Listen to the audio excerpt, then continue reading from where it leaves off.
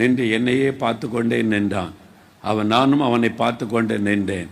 எனக்கு ஒரு ஆத்மா இவனாகத்தான் இருக்கும் என்று. எல்லாரும் போயிட்டாங்க.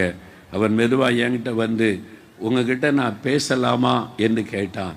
ஐயோ, இதுக்கு தானே காத்திருக்கிறேன், ஒரு ஆத்மா ஆண்டவர் தரணும்னு கேட்டேன். தேவிதமாய் உங்களை நான் அனுப்புகிறேன், என் ஊழியத்தை செய்யும்படி, என் சுவிசேஷத்தை அறிவிக்கும்படி, என் நாமத்தை மகிமைப்படுத்தும்படி, என் நாமத்தை பறைசாற்றும்படி.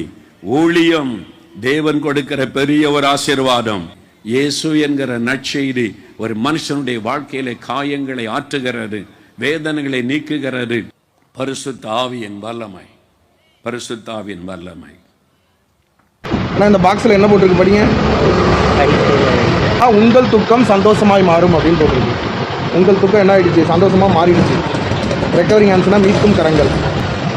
ஆண்டவராய் இயேசு கிறிஸ்து, ஆண்டவராய் இயேசு கிறிஸ்து. இயேசு என்கிற நற்செய்தி ஒரு மனுஷனுடைய வாழ்க்கையில காயங்களை ஆற்றுகிறது. சாப்பாடு.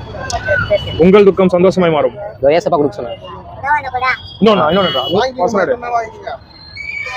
இந்த வசனத்தை படிங்க. வசனம் வசனம். சரிம்மா, வர சொல்லுங்க. இந்த பாக்ஸ் வச்சுக்கோங்க, வீட்டில் எல்லாருக்கும் கொடுங்க.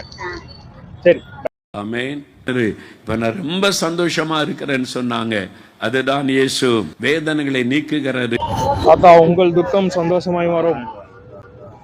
ஏசப்பா கொடுக்க சொன்னாங்க. அதனால இந்த சுவிசேஷத்தை ஒவ்வொருவரும் அறிவிக்கணும். நீங்க படித்து கொண்டிருந்தாலும், வேலை செய்து கொண்டிருந்தாலும், இயேசுவின் அன்பை, நீங்கள் பெற்ற நன்மையை மற்றவர்களுக்கு சொல்ல வேண்டும். அது தேவன் கொடுக்கிற ஒரு பாக்கியம். இயேசுவே கூப்பிட்டு பாருங்க.